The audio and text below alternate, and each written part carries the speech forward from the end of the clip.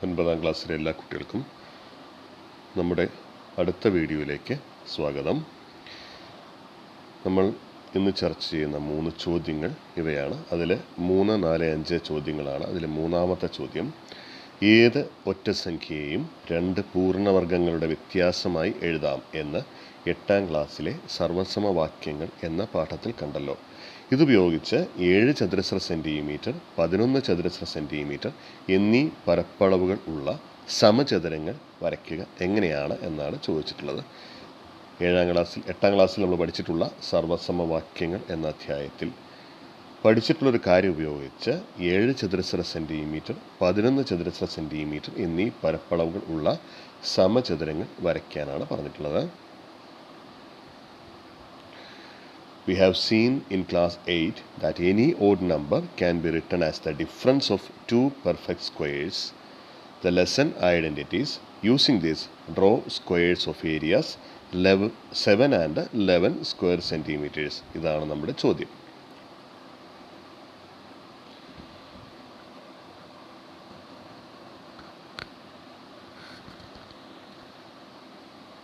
എട്ടാം ക്ലാസ്സിൽ നമ്മൾ പഠിച്ചിരിക്കുന്ന കാര്യം ഏതായിരുന്നു എന്നാണ് നമ്മളോട് ഓർക്കാം. എക്സ് എന്ന് പറയുന്നത് ഒരു ഒറ്റസംഖ്യയാണെങ്കിൽ എക്സിനെ നമുക്ക് 2 പൂർണ്ണ വർഗസംഖ്യകളുടെ അല്ലെങ്കിൽ പെർഫെക്റ്റ് സ്ക്വയേഴ്സിൻ്റെ ഡിഫറൻസ് ആയിട്ട് എഴുതാൻ കഴിയും, വ്യത്യാസമായിട്ട് എഴുതാൻ കഴിയും. അപ്പോൾ ഏതാണ് ഒറ്റസംഖ്യ എന്ന് പറഞ്ഞാൽ, ആ ഒറ്റസംഖ്യയ്ക്ക് എക്സ് എന്ന് നമ്മൾ കൊടുത്താൽ എക്സിനെ നമുക്ക് എങ്ങനെയാണ് വ്യത്യാസമായി എഴുതാൻ കഴിയുക? X plus 1/2 square minus X minus 1/2 square, X plus 1/2 square minus X minus 1/2 square. അപ്പോൾ ഇവിടെ 7 നമുക്ക് വേണ്ടതെങ്കിൽ 7 എന്ന സംഖ്യയെ നമുക്ക് എങ്ങനെയാണ് എഴുതേണ്ടത് എന്ന് നോക്കാം. 7 ആണെങ്കിൽ 7 plus 1/2 square minus 7 minus 1/2 square എന്ന ക്രമത്തിലാണ് നമുക്ക് 7നെ 2 പെർഫെക്റ്റ് സ്ക്വയറുകളുടെ ഡിഫറൻസ് ആയിട്ട്, 2 സ്ക്വയറുകളുടെ ഡിഫറൻസ് ആയിട്ട് എഴുതാം. 2 വർഗങ്ങളുടെ വ്യത്യാസമായിട്ട് 7നെ എഴുതാം. അവിടെ 7 1 8 8ൻ്റെ പകുതി 4. അപ്പോൾ അതിനെ നമുക്ക് എങ്ങനെ എഴുതാം? 4 സ്ക്വയർ മൈനസ് 7 1 പോയാൽ 6, 6ൻ്റെ പകുതി 3, 4 സ്ക്വയർ മൈനസ് 3 സ്ക്വയർ എന്ന രൂപത്തിൽ എഴുതാം. അതായത് 7 എന്ന സംഖ്യയെ നമുക്ക് 4 സ്ക്വയർ മൈനസ് 3 സ്ക്വയർ എന്ന രൂപത്തിൽ 2 വർഗങ്ങളുടെ വ്യത്യാസമായി എഴുതാം. അപ്പോൾ നമുക്ക് 7 പരപ്പളവുള്ള ഒരു സമചതുരം വരയ്ക്കണമെങ്കിൽ നമ്മളൊരു മട്ടത്രികോണം അല്ലെങ്കിൽ റൈറ്റ് ട്രയാങ്കിൾ വരച്ചാൽ മതി. അതിൻ്റെ വലിയ വശം, അതായത് ഹൈപ്പോട്ന്യൂസ്, കർണം എത്രയായിരിക്കണം? 4.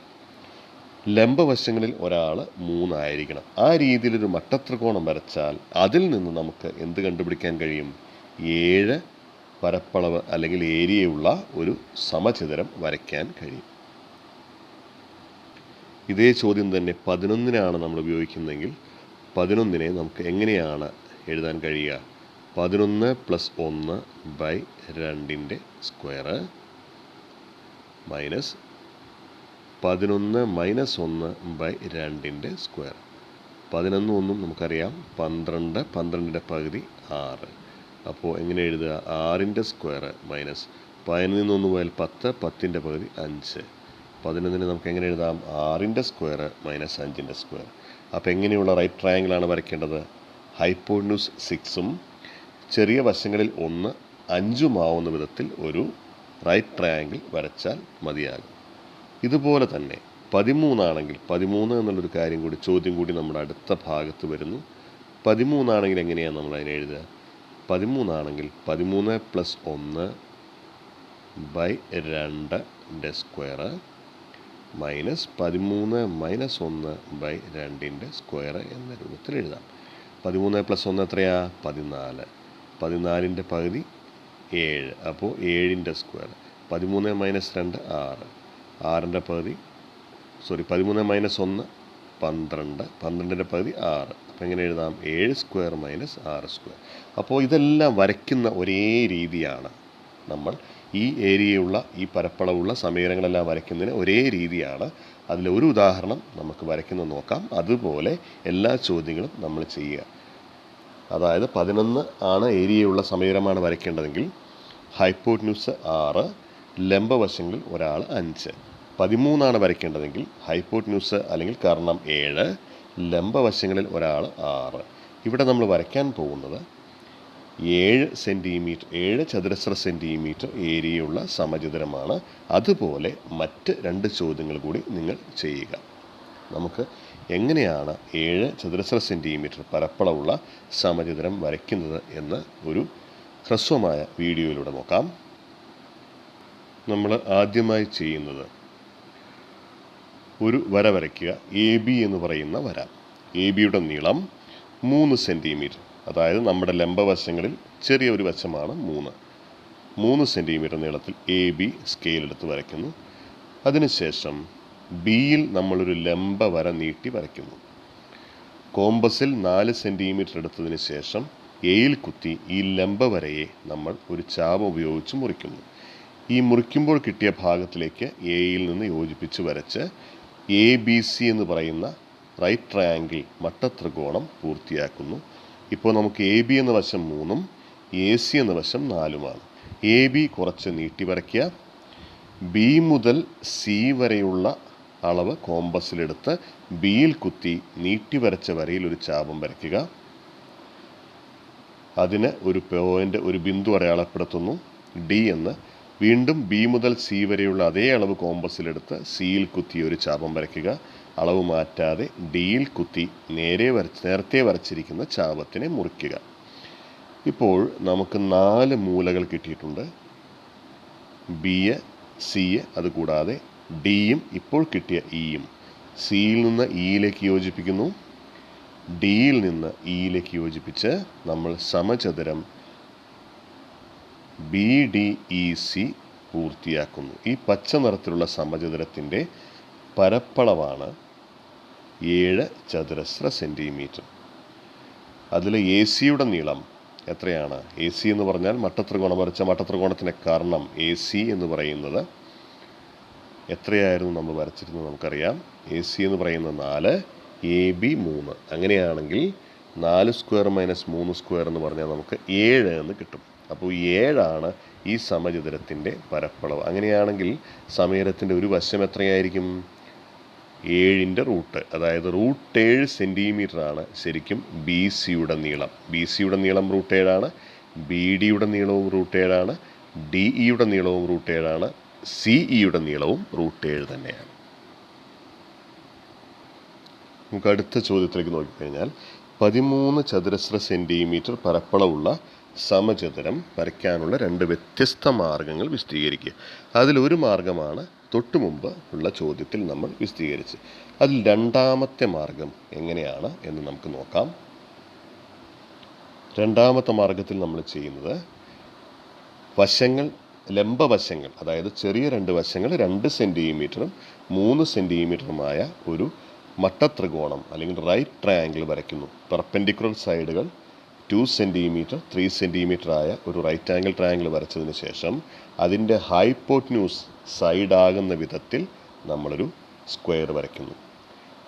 അങ്ങനെയാണെങ്കിൽ നമുക്ക് കിട്ടും 2 square plus 3 square plus 2 square, അതായത് 9 + 4 = 13 എന്തായിട്ട് കിട്ടും? 13 ആയിരിക്കും നമ്മൾ നേരത്തെ ഒരു തത്വം ഇതിനു മുമ്പ് ഉള്ള ചോദ്യങ്ങളിൽ നമ്മൾ ചർച്ച ചെയ്തിരുന്നു.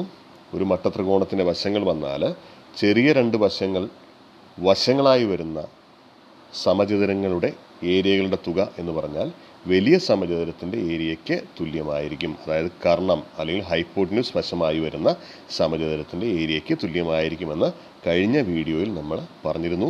അപ്പോൾ ഈ 2 സ്ക്വയർ പ്ലസ് 3 സ്ക്വയർ എന്ന് പറഞ്ഞാൽ കിട്ടുന്ന ഉത്തരം 13 എന്ന് പറയുന്നത് നമ്മുടെ കർണം അല്ലെങ്കിൽ ഹൈപ്പോട്ട്ന്യൂസ് വശമായി വരുന്ന സമചതുരത്തിൻ്റെ ഏരിയയാണ്. അങ്ങനെയാണെങ്കിൽ ഏരിയയാണ്, സൈഡിൻ്റെ സ്ക്വയറാണ് 13 എങ്കിൽ നമുക്കറിയാം, കുറച്ച് മുമ്പ് നമ്മൾ പറഞ്ഞ് അവസാനിപ്പിച്ചതേ ഉള്ളൂ. സൈഡിൻ്റെ കഴിഞ്ഞ വീഡിയോയിൽ നമ്മൾ ചർച്ച ചെയ്തതാണ്. സൈഡിൻ്റെ സ്ക്വയർ, അതായത് ഏരിയയാണ് 13 എങ്കിൽ എത്രയായിരിക്കും സൈഡ് വരിക? സൈഡ് എന്ന് പറഞ്ഞാൽ നമുക്ക് എങ്ങനെ എഴുതാം? √13 ആയിരിക്കും വരിക. ഇതെങ്ങനെ വരയ്ക്കാം എന്ന് നമുക്ക് നോക്കാം. എങ്ങനെയാണ് ഈ ചിത്രം വരയ്ക്കുന്നത് നമുക്ക് നോക്കാം. നമ്മൾ ആദ്യം നേരത്തെ ചെയ്ത പോലെ തന്നെ എ ബി എന്ന് പറയുന്ന വശം നീട്ടി വരയ്ക്കുന്നു. എ ബിയുടെ നീളം 3 സെൻറ്റിമീറ്റർ വരുന്ന വിധത്തിൽ വരയ്ക്കുന്നു എ ബി. അതിനുശേഷം എയിൽ നമ്മളൊരു ലംബം വരയ്ക്കുന്നു. എയിലൊരു ലംബം. ഈ ലംബത്തിൻ്റെ നീളം 2 സെൻറ്റിമീറ്ററാണ്. ലംബം വരച്ചതിന് ശേഷം അതിൽ കോമ്പസിൽ നമ്മൾ 2 സെൻറ്റിമീറ്റർ അടയാളപ്പെടുത്തിയാലും മതി. അങ്ങനെ മൂന്നാമത്തെ മൂല, ത്രികോണത്തിൻ്റെ മൂന്നാമത്തെ മൂലയായ കോർണറായ സി കണ്ടുപിടിക്കും, വെർട്ടെക്സായ സി. അങ്ങനെ സിയിൽ നിന്ന് ബിയിലേക്ക് യോജിപ്പിച്ച് റൈറ്റ് ട്രയാങ്കിൾ ABC പൂർത്തിയാക്കിയതിന് ശേഷം സിയിൽ ഒരു പെർപെൻഡിക്കുലർ നീട്ടി വരയ്ക്കുന്നു. ബിയിലും ഒരു പെർപെൻഡിക്കുലർ നമ്മൾ നീട്ടി വരയ്ക്കുന്നു. അതിനുശേഷം ബി മുതൽ സി വരെയുള്ള അളവ് കോമ്പസിലെടുത്ത് ആ അളവ് ആർക്കായി വരുന്ന വിധത്തിൽ, ചാപമായി വരുന്ന വിധത്തിൽ സിയിൽ കുത്തിയിട്ട് ഒരു ചാപം വരയ്ക്കുക. അപ്പോൾ കിട്ടുന്ന പോയിൻ്റ് അടയാളപ്പെടുത്തുക ഡി. അതേ അളവ് തന്നെ മാറ്റാതെ ബിയിൽ കുത്തിയിട്ട് ഒരു ചാപം വരയ്ക്കുക. അപ്പോൾ നമുക്ക് കിട്ടുന്ന പോയിൻ്റ് അടയാളപ്പെടുത്തുക ഇ.